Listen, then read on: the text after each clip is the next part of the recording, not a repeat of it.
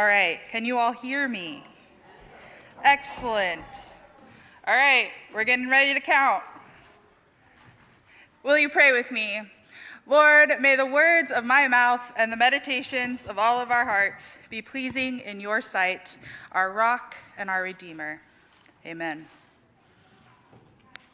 You get what you get, and you don't throw a fit. I must admit, I say this way more often in my adult life than I ever imagined I would. From handing out colorful sippy cups as a nanny, to paper crowns, to a Sunday school class learning about Esther, I've racked up hundreds of times where this sentence has saved me from big feelings being directed at me as I am trying to give children something. Well, it's a great thing to say to get ahead of the meltdown. There's always that one who ends up saying, I'm not throwing a fit. I'm just telling you that it's not fair. And that is exactly how the people in today's story responded to the vineyard owner as he was handing out the day's earnings.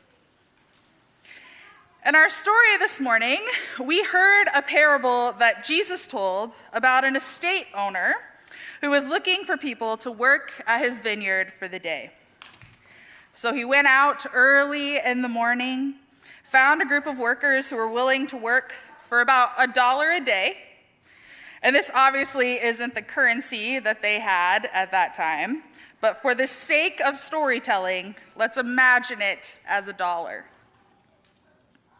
I'm sure these people were excited to get to work early and have a guaranteed payout at the end of the day. I imagine them all working in the fields, connecting with each other, learning about the families that they have at home, what's for dinner, and if they plan to do anything that weekend. When all of a sudden, a new group of workers comes in. They move over, make more room, and enfold these workers into their conversations. And this happens 2 more times before the end of the workday. And by the time the sun is setting, there are 20 to 25 people at a job site that began with only 5. When they line up to get their pay for the day, the estate owner begins with those who were hired just a few hours ago.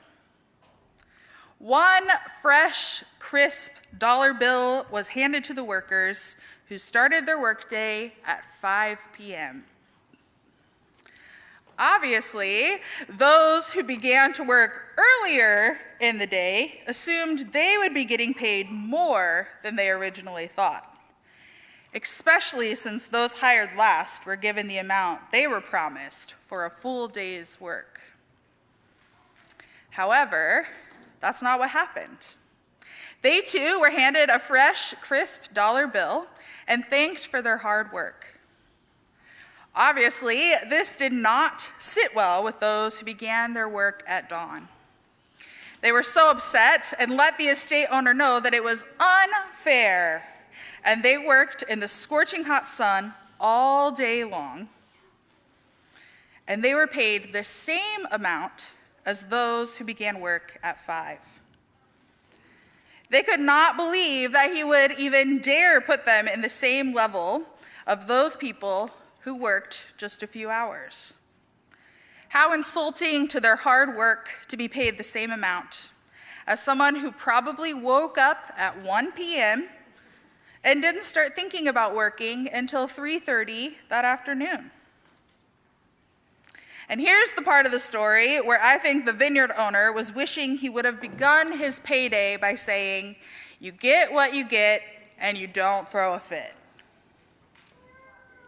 He returns to the one speaking for the entire group of the first group hired and says, haven't I been unfair? We agreed on a wage of $1, didn't we? So take it and go.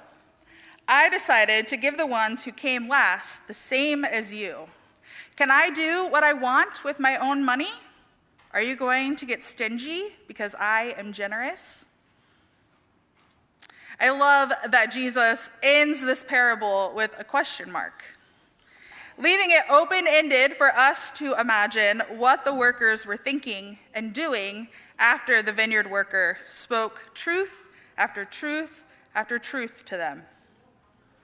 Were they in shock? Did they stand there with their jaws on the ground? Did they scurry away and hope that they never have to have another awkward encounter with the vineyard owner? We don't know. Jesus doesn't tell us that story.